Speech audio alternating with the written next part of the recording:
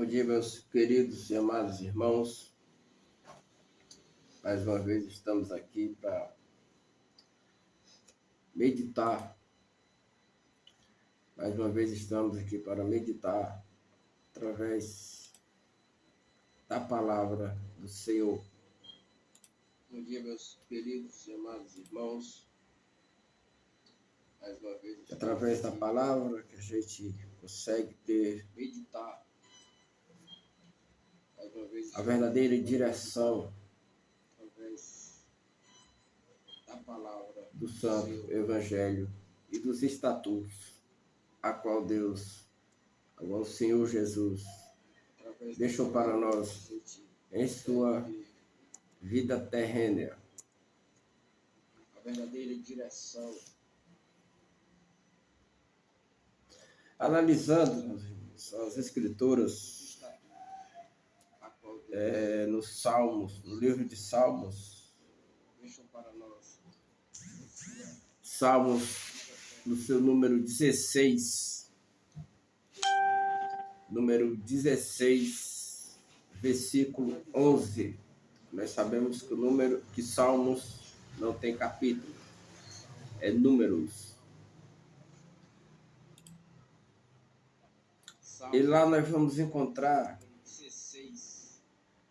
a seguinte informação, que fala sobre a direção e a alegria e a presença de Deus. A direção, a alegria e a presença de Deus. Assim diz o texto santo: Tu me farás conhecer o caminho da vida. Na tua presença há plenitude de alegria. À tua direita há delícias perpetuamente. Meus irmãos, vamos focar nesse trechozinho do Salmo, onde fala sobre a presença de Deus, a alegria e a presença de Deus. Porque nós sabemos que o mundo ele é cheio de o inimigo, vamos dizer assim, porque quem ama o mundo não tem parte com Deus. Quem é do mundo não tem parte com Deus. E dentro deste mundo existem muitas coisas, existem muitos manjares. E dentro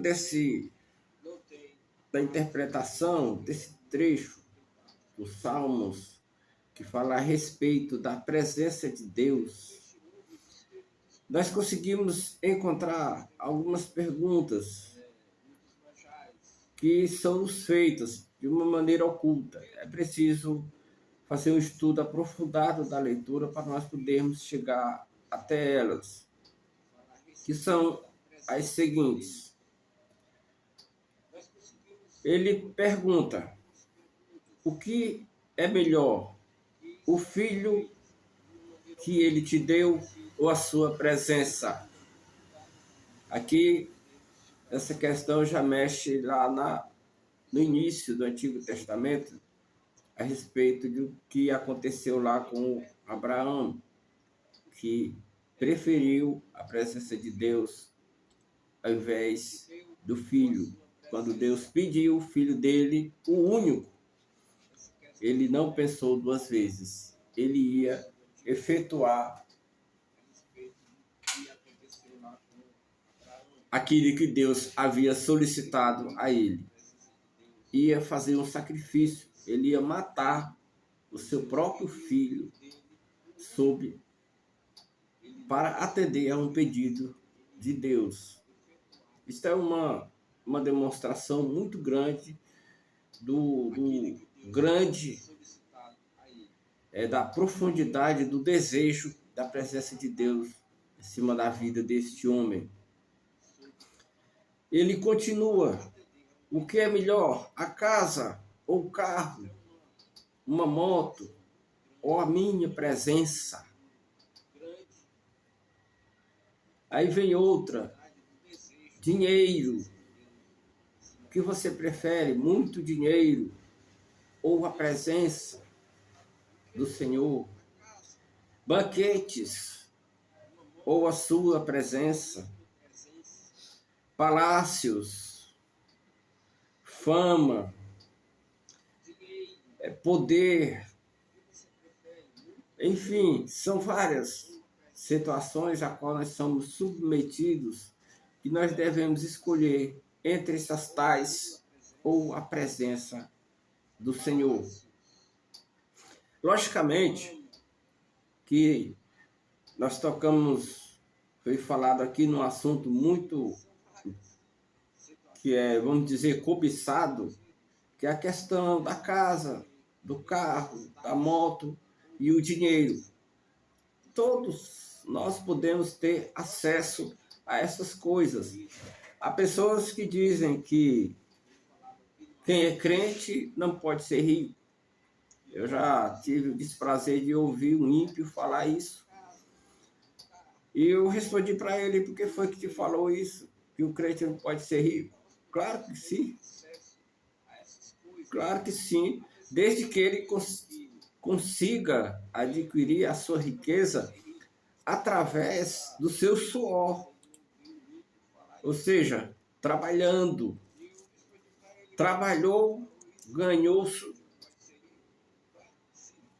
Então é seu.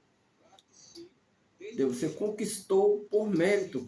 Deus te deu o privilégio, te deu saúde, abriu a porta da prosperidade para você, e você foi, entrou e conseguiu obter todas as coisas que você almejava, mas nunca deixando a presença dele em segundo lugar, sempre colocando a presença do Senhor Jesus na frente, sempre ele em primeiro lugar em tudo. Porque mediante esta situação, se você colocar o Senhor em segundo plano, você pode esquecer dessas coisas aqui. Você não vai chegar a lugar nenhum. E se acontecer de você conseguir, você vai conseguir ganhar o mundo. Você vai ser bem-sucedido, vai ser um grande empresário, vai ter muita fama, vai ter poder, vai de repente vir até um grande político, com grandes influências, mas deixando o Senhor ir para o segundo plano, você perde a sua alma. Você compromete seriamente a tua salvação. Mas você conseguindo todas essas coisas, colocando Jesus em primeiro lugar, você, além de ter uma vida tranquila aqui na terra, vamos dizer, uma vida despreocupada, uma vida onde você vai ter o privilégio de desfrutar de coisas boas que tem, como, por exemplo, almoçar ou jantar nos melhores restaurantes, ter um bom carro, uma boa casa, um bom emprego com um bom salário, ter uma reserva bancária. Você vai conseguir essas coisas, desde que o Senhor esteja em primeiro plano, primeiro Deus, depois essas outras coisas te serão acrescentadas. E você vai ter uma vida, vamos dizer assim, de luxo aqui na terra, sem comprometer a tua salvação. Isso é extremamente importante, esse detalhe. Além de você viver tranquilamente aqui, quando você fechar os olhos, você está com a tua salvação garantida, vai ter outra vida lá no céu, mais tranquila ainda, porque você colocou Deus sempre em primeiro lugar em todas as coisas em que você fez. E como eu disse, você botando Deus em segundo lugar, primeiro as ganâncias, as conquistas, depois de tudo é que você vai se lembrar de Deus, aí você vai ter a vida sossegada aqui na terra, muito bem. Mas só que quando você chegar aquele dia que ninguém vai escapar dele, aí você vai ter uma vida muito sofrida, meu irmão. Lembre-se do que aconteceu com... Lembre-se daquela história do rico e do Lázaro. Se o rico não tivesse sido soberbo, tivesse ajudado o pobre do Lázaro, ele não teria ido parar aonde ele foi parar, conforme a parábola é narrada pelo Senhor Jesus nos evangelhos. Então, meu irmão, a questão é, você pode sim ser próspero na vida, claro, mas desde que a presença do Senhor esteja em primeiro lugar. Porque diz o versículo: tu me farás conhecer o caminho da vida. Na tua presença há plenitude de alegria. Veja bem, na tua presença há plenitude de alegria. Quando ele fala plenitude de alegria, você vai ser uma pessoa alegre, é sinal que você tem tudo na sua vida que você precisa. Você tem tudo que você precisa. Você não tem motivos nenhum para se entristecer aqui nesta terra. Porque as coisas estão tudo nas suas mãos. Você tem a tua vida sossegada, uma família abençoada, tem os seus bens materiais, mas cumprindo este requisito aqui, o Senhor em primeiro lugar, em todas as ocasiões da tua vida, sempre colocando Deus à frente, colocando Deus para controlar o barco. Por isso que os estudiosos, uma vez, eu li um relato de um teólogo, onde ele fazia um questionamento: por que a arca de Noé não tinha leme? Porque era Deus quem direcionava, Deus que dizia para que lado era que ela ia, para que lado era que os ventos sopravam, para que assim ela fosse andando. Não havia necessidade de leme, muito menos uma pessoa controlando para onde ela ia ou deixava de ir. Não, ali Deus assumiu o controle. Por quê? Porque Noé tinha Deus como primícias em sua vida. E Deus tomou de conta de tudo. Haja vista que ele é considerado um dos homens que teve a maior revelação já, aliás, declarada dentro da Bíblia, que foi a revelação do fim dos tempos. Ninguém depois de Noé teve tal revelação. Nós temos apenas avisos, que é bem diferente. A igreja está avisando que Jesus vai vir, que o capítulo 19 de Apocalipse, a partir do verso 11, vai se cumprir. Nós temos avisos, não mais revelações. E ainda, como na época de Noé, há pessoas que não estão dando crédito a estes avisos. Nós vemos que no Império Romano não existe esse tipo de aviso. Em seus cultos que eles fazem lá, os sacerdotes que ali estão ministrando o culto, eles não declaram, não falam a respeito do arrebatamento da igreja, não falam a respeito da volta de Jesus, não falam a respeito da Nova Jerusalém. Eu, pelo menos, nunca vi, só se for amanhã ou depois, que até hoje eles vão falar de outros assuntos, outras coisas, que não tem nada a ver, coisas antibíblicas em muitas das situações. Mas a igreja de Cristo em si, ela tem avisado diuturnamente a respeito do final, a respeito daquele dia, a qual nós não sabemos, e muito menos o Filho de Deus, nem o próprio Filho de Deus, o Senhor Jesus, sabe que dia será este. Eis a necessidade de nós estarmos com Deus sempre em primeiro lugar em nossas vidas, porque a qualquer momento, a qualquer instante, a trombeta vai tocar.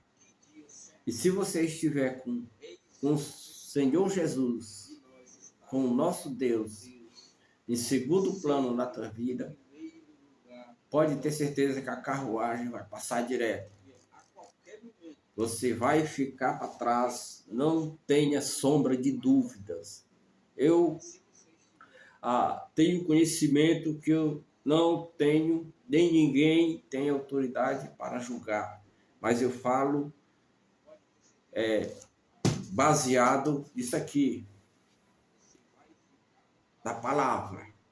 Se a palavra diz, eu me sinto seguro a fazer algumas menções a respeito desse assunto. Que se você não tiver preparado, você vai ficar para trás. A palavra em si, ela diz que há de encontrar fé nos homens, o Filho do Homem, quando voltar. Tem um versículo que fala mais ou menos assim: encontrará fé na humanidade? Jesus, quando vier pegar a sua igreja, buscar a sua noiva, eis a questão. Se você estiver na fé, se você estiver vigilante, se você estiver em oração, se você estiver conectado com Deus, com certeza, quando a comitiva de anjos vier para levar os verdadeiros fiéis para se encontrarem, Jesus nas nuvens, você vai ser um dos que vai ser levado pelos anjos. Assim nos diz a palavra. E se você não estiver preparado, se você não estiver conectado com Deus, se você estiver em situação desagradável aos olhos de Deus, você vai ficar para trás. E não é isto que você quer para a sua vida. E não é isto que a igreja do Senhor quer que aconteça com ninguém. A igreja em si, ela quer que todos se salvem. Deus quer levar o máximo de pessoas possível para os céus. Eu creio que se ele pudesse, ele levaria a todos. Deixava essa terra vazia, como assim vai ficar? E deixava os anjos cair sozinhos aí, brigando um com o outro. E toda a humanidade em si, lá nas cidades celestiais. Mas, lamentavelmente, a gente sabe que isso não vai ser possível por conta da incredulidade, por conta da idolatria, por conta dos muitos pecados que a humanidade comete dia após dia, hora após hora, minuto após minuto. Pecados estes que desagradam ao Pai, entristecem o Espírito Santo e conduz o homem à perdição. E há quem não esteja preocupado com isto. Eu ouço pessoas dizerem que a morte é só um sono, dorme e pronto, acabou. Não tem mais nada. É como se quem está dormindo. Nós sabemos que o sono, quando nós estamos dormindo, nós não sabemos o que está acontecendo ao nosso redor. Assim é o pensamento de algumas pessoas que nunca abriram uma Bíblia da vida. Não sabem, dizem que eu creio em Deus. Crê? Como que crê com uma história dessa? Sabe, diz que crê, mas não sabe do que ele é capaz. Não sabe do que ele está planejando para a qualquer momento acontecer. Ou já está planejando, ou ele está planejando, ou já está planejado. Nós não sabemos, porque Jesus, em sua ascensão, ele disse que iria preparar lugar. A Bíblia, ela não dá muitas informações se este lugar já está preparado. Ele pode estar já preparado, mas pode estar em preparação. Eis é duas incógnitas. Mas que a qualquer momento esse momento vai acontecer, que vai ser o cumprimento do Apocalipse 19, do verso 11 a seguir, e outras passagens da Bíblia que falam a respeito do assunto, a respeito do grande dia do Senhor. E há quem chame de o terrível dia, porque haverá muito choro e ranger de dentes naquele dia, porque muitos irão ficar para trás. Muitos, uma grande maioria de pessoas vão ficar aqui nesta terra, porque o convertimento está sendo pouco. Muitos não estão dando credibilidade à palavra. Muitos estão se introduzindo nas igrejas, mas é um pé dentro e outro fora. Não se firmam, vão por ir, que nós costumamos chamar de crente esquenta-banco. Está ali, está o pregador se esforçando, falando a respeito de um assunto igual a este, ou de um potencial maior, mas a cabeça dele está lá na rua, o pensamento dele está lá no bar da esquina, lá onde está tendo uma festa, lá onde ele vai encontrar os amigos para uma roda de baralho, enfim. Aí ele acha que por estar ali dentro da igreja, ele já está garantindo a sua salvação. É aí onde muitos têm se enganado. Isto, infelizmente, esta situação ela se estende também a ministradores da palavra de Deus, a homens que estão à frente de trabalhos, vamos dizer, pastores, pessoas que são levantadas para dirigirem congregações, estão fazendo a coisa de maneira errônea. Estão, vamos dizer, de alguma forma, extorquindo, estão de alguma forma trazendo um evangelho a qual Paulo fala que não é nosso, não vem de nós. E Paulo adverte aos Coríntios que mesmo que se descer um anjo do céu, trazendo outra palavra que não seja esta, pode considerá-la como anátema, ou seja, maldita.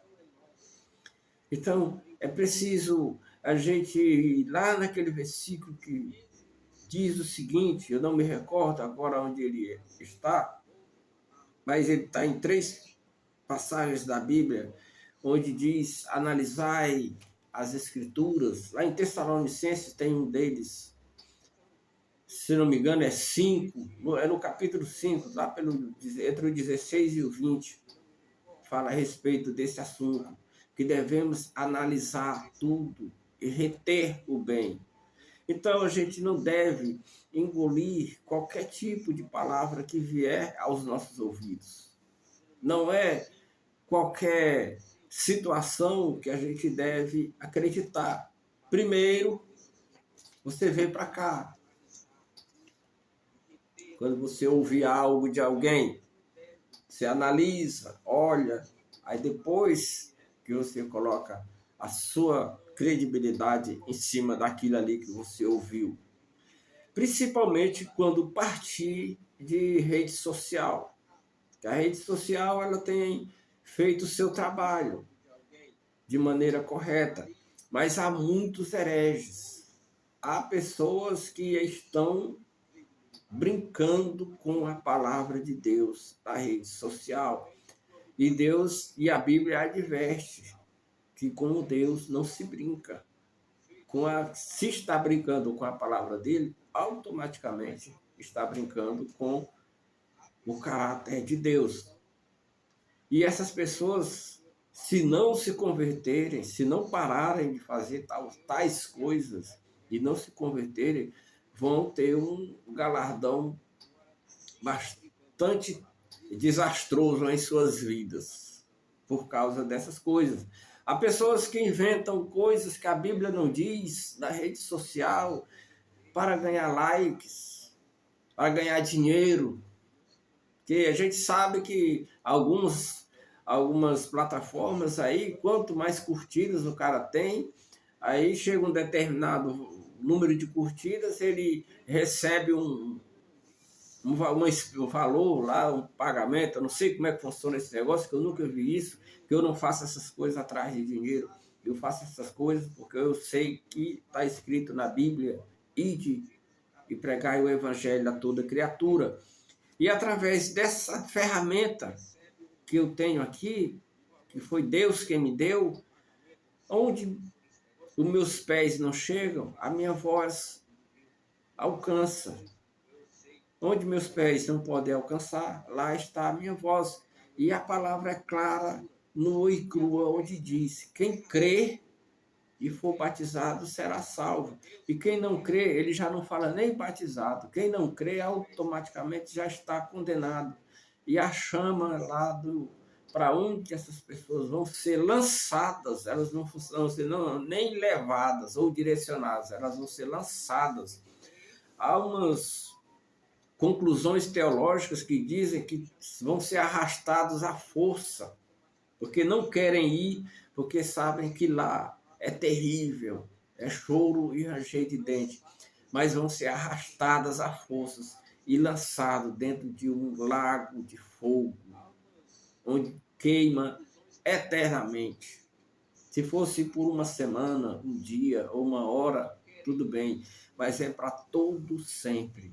O fogo queimando e você sentindo as dores da quintura tremenda que é lá, o fogo ardendo nas tuas carnes, você vendo aquilo, e a Bíblia ainda fala que você vai ter consciência do porquê que você está ali, o que foi que você fez de errado aqui na terra que te conduziu àquele lugar. Ainda tem este detalhe. Por isso, meu irmão, vamos nos apegar ao Senhor Jesus. Vamos colocar Ele à frente das nossas vidas. Vamos colocar Ele no controle de tudo, para que tais coisas, para que horrendas coisas não nos aconteçam do outro lado da vida. Amém, meus irmãos? Então, são 11h43, já se aproxima a tarde, e eu quero pedir ao Senhor Deus, em nome de Jesus, que abençoe a vida de cada um de nós, cada um de vocês, cada um de nós que ouvem esta palavra. Que Deus abençoe fortemente, abra as comportas dos céus e as bênçãos sejam derramadas sem medidas sobre a sua e a minha, sobre a nossa vida, no nome santo do Senhor Jesus. E eu me despeço e já agradecendo a todos vocês e mais uma vez pedindo que Deus continue nos abençoando em nome de Jesus. E a qualquer momento nós estaremos nos encontrando de novo em outra pequena live para falarmos a respeito do Senhor Jesus. Até mais e glorificado seja o nome de Deus.